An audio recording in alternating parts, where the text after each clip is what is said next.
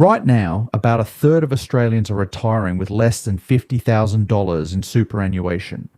Most of them didn't plan to end up there. They made a handful of quiet mistakes years earlier that slowly drained their future without ever feeling dramatic in the moment. The same pattern plays out in property. Thousands of Australians enter the market each year making decisions that feel completely reasonable at the time. Decisions that end up costing them tens of thousands of dollars, or in some cases, their ability to buy it all. These are the 5 most common mistakes first home buyers make in Australia, whether buying to live in or buying a first investment property, and what to do instead. Before getting into the mistakes, one thing is worth establishing.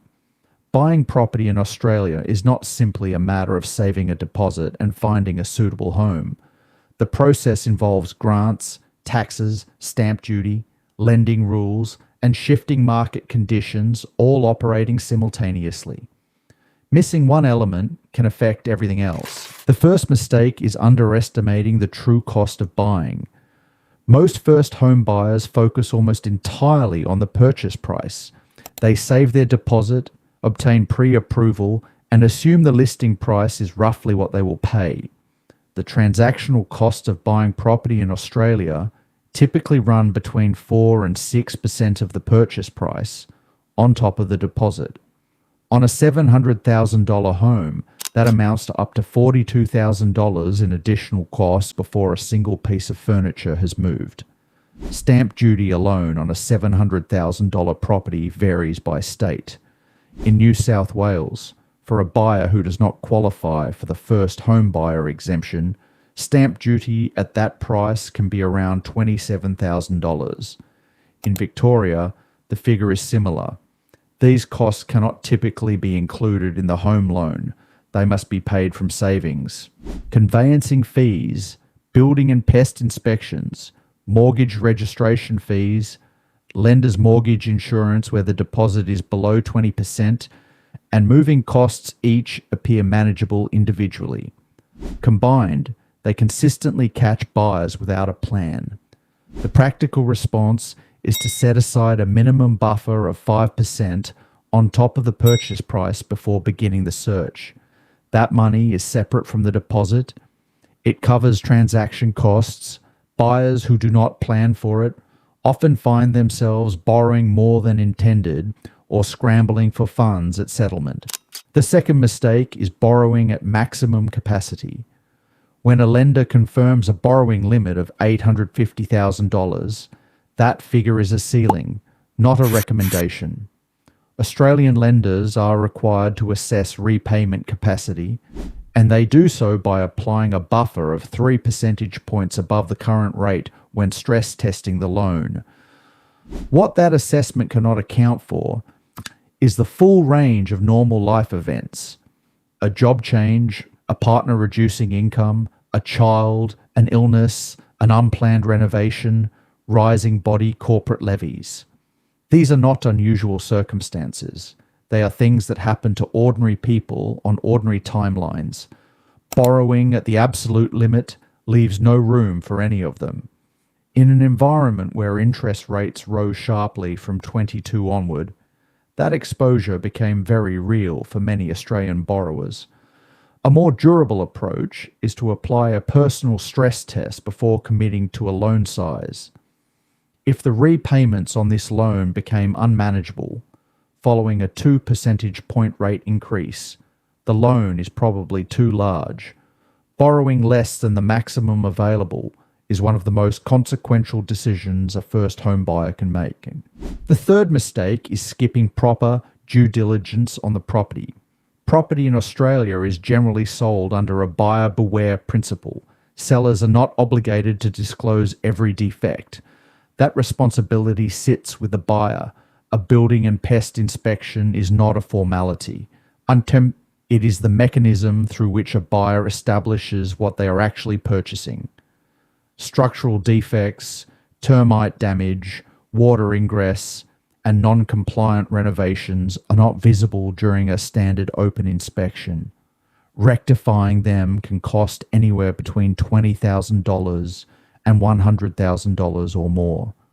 For apartments, the strata report serves the same function. It shows the financial health of the owner's corporation, whether the sinking fund holds enough for maintenance, whether special levies are pending, whether there are unresolved defect disputes. A depleted sinking fund is a known future liability. Buying into a building with one means being asked to contribute more money later. A solicitor or conveyancer reviewing the contract of sale before signing is not optional caution. Contract conditions can restrict a buyer's rights, impose ongoing obligations, or affect what is legally included in the purchase. Reviewing the contract after signing serves no useful purpose. The fourth mistake is not properly investigating available grants and schemes. Australia has several programs available to eligible first home buyers. The First Home Guarantee allows qualifying buyers to purchase with a deposit as low as 5% without paying lenders' mortgage insurance because the federal government guarantees up to 15% of the loan value. State-based first homeowner grants, stamp duty concessions, and shared equity programs also exist, with conditions that vary by state and postcode. Lenders' mortgage insurance on a $700,000 property with a 10% deposit can range from $8,000 to $14,000, depending on the lender and loan size. Avoiding that cost through the First Home Guarantee is a material saving. These programs carry income thresholds, property price caps, and limited places each financial year. Eligibility can also be affected by how savings are held, how accounts are structured, and whose name appears on the loan. Investigating these conditions 6 to 12 months before purchasing, not after finding a property, gives enough time to make informed decisions about structure and timing. Before moving on to the fifth buying mistake, please leave a like and consider subscribing to the channel. The fifth mistake is buying in the wrong location for the wrong reasons. Location is the one variable in a property purchase that cannot be changed.